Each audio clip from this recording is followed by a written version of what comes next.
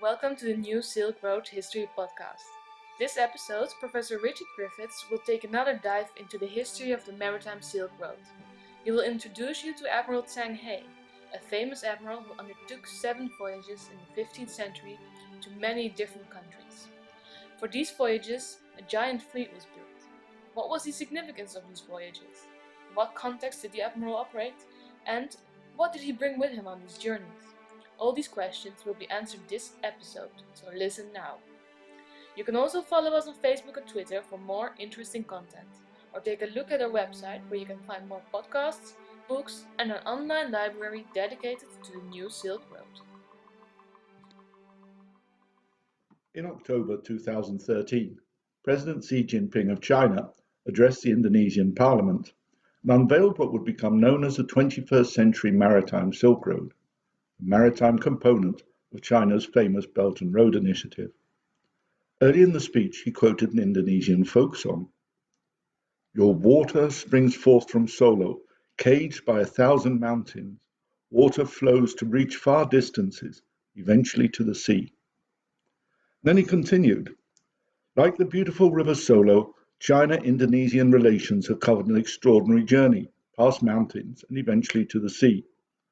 As early as the Han Dynasty in China about 2,000 years ago, the people of the two countries opened the door to each other despite the sea between them. In the early 15th century, Zhang He, the famous Chinese navigator of the Ming Dynasty, made 7 voyages to the western seas. He stopped over the Indonesian archipelago in each of his voyages and toured Java, Sumatra, and Kalimantan. His visit left nice stories of friendly exchanges between the Chinese and Indonesian peoples, many of which are still widely told today. Over the centuries, the vast oceans have served as a bond of friendship connecting the two peoples, not as a barrier between them. Vessels full of goods and passengers traveled across the sea, exchanging products and fostering friendships. Then, further down in the speech, came a brand new proposal. China, he said, and the ASEAN countries, the Association of Southeast Asian Countries, ASEAN countries are linked by common mountains and rivers and share a historical bond. China wishes to work with Indonesia and the other ASEAN countries to ensure that China and ASEAN are good neighbors, good friends, and good partners who would share prosperity and security and stick together through thick and thin. By making joint efforts, we will build a more closely knit China-ASEAN community of common destiny so as to bring more benefits to both China and ASEAN and the peoples of the region." So who was Zhang He, and why does he figure in this important speech? Well, to answer this question, we must turn to the end of the 14th century. In 1381, the Chinese decided finally to quell Mongol resistance to Ming rule by invading Yunnan with 300,000 troops. 60,000 of the resistors were killed during the fighting and subsequent slaughter, including Ma Haji, a Muslim soldier, and his eldest son. His younger son, Ma He, was captured, and, as was customary, he was later castrated, and he was given as a household slave to the young prince Shu Ti, who was 4th son of the emperor, and Shu Ti became a formidable military leader in his own right.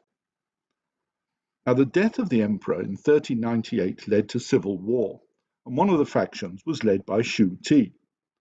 By 1402, his troops had reached the imperial city of Nanjing, at which point the city surrendered, and the emperor was either dead or had fled. The new emperor took the name of Yonglu, lasting joy, which was a bit odd given the repression that followed his succession.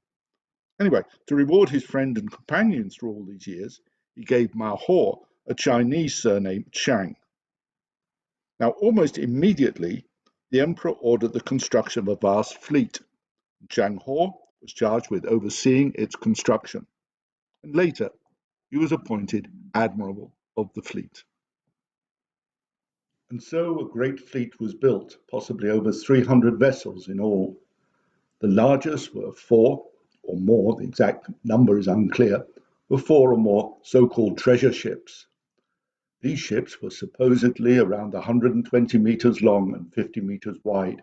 and had a displacement of 10,000 tons. Each had 9 masts and 12 square-shaped sails made of strong red silk. Now, for some time, historians were skeptical about the size of the ships, and many are.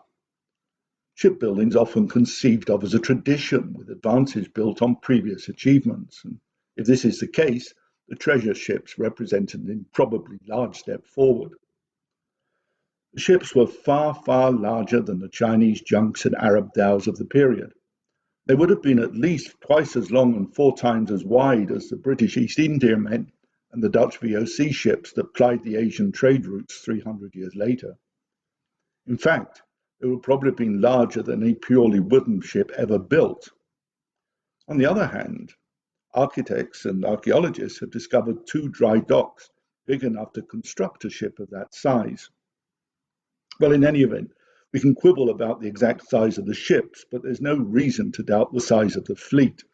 On several previous occasions, Chinese yards were able to assemble fleets of hundreds, literally hundreds of warships. These were not really voyages of discovery, since the trade routes had been known for centuries. Rather, they represented a cross between diplomatic and trading missions, with the odd anti-piracy operation and foreign interventions thrown in for good measure. They formed part of a tradition of suzerainty, the establishment of peaceful relations between states, but with a strong sense of hierarchy. In this case, China represented the beneficent and benevolent elder brother. Diplomatic relations were established and gifts were exchanged. The Chinese brought silks and porcelains, jewels, and works of art.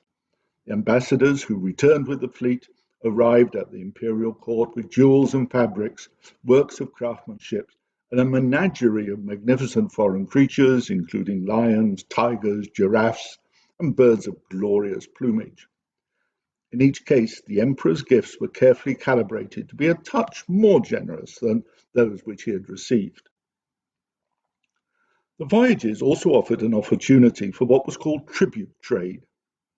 Not all the cargo was intended as gifts. A considerable portion was intended for trade, usually barter trade, but also for coin.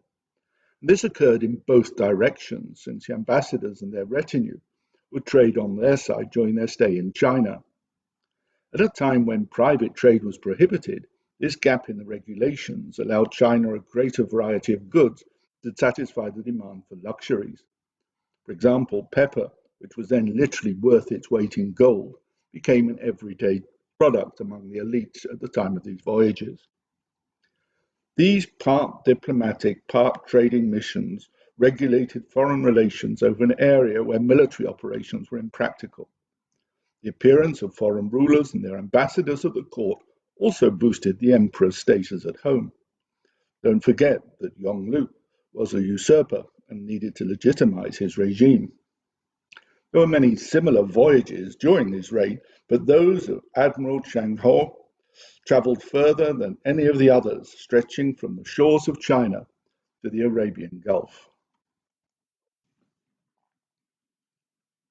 In the autumn of 1405, Admiral Chang Ho assembled his fleet of 317 ships at Nanjing.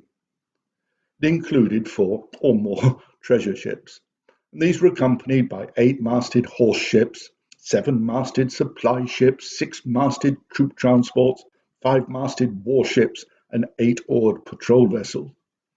The expedition had a complement of 28,000 crew and passengers, commanders, ambassadors, translators, government officials, sailors, soldiers, 180 medical officers and pharmacologists, and 1 official astrologer and his 4 assistants.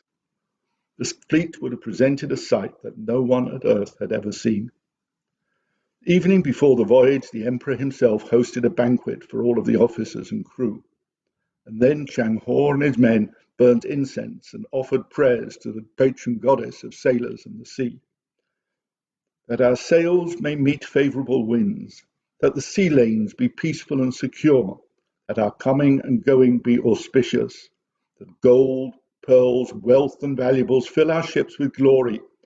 With pious hearts, we do offer up this excellent wine. And with that, they poured cups of wine into the sea. The following morning, the fleet set sail. In part 2, we'll follow the progress of the 7 voyages. I hope that you've enjoyed this video. Music was composed by Janet Zaddo, leader of the Florence Youth Orchestra in Italy. Details on how to reach us will be on the following slide. I look forward to meeting you again soon online.